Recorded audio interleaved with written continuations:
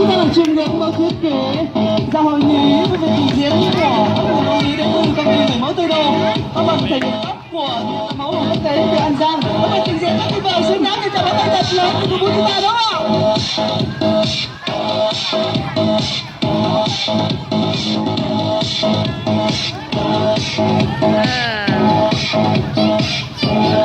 Một lần nữa xin mời quý vị chúng ta cùng chiêm ngưỡng lại cái mẫu thiết kế rất tuyệt vời này. Tay chân chào pháo tay thật lớn cho chiếc người mẫu nhí của chúng ta.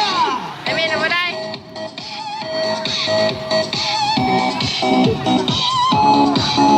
Em Min xoay lại đây em Min.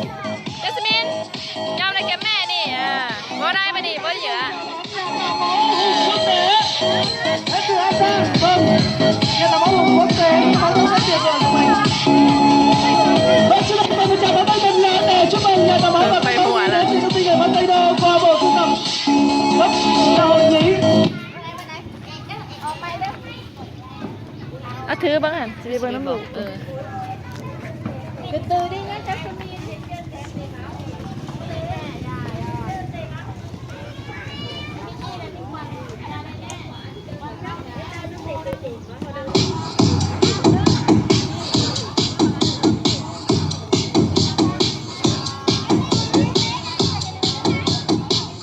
Vâng, đặc biệt như thưa quý vị, chúng ta là người chuyên nấm mẫu thiết kế bộ sưu tập tóc tạo hội nhí với phần biểu diễn nhà tạo tóc của anh hùng quốc tế đến từ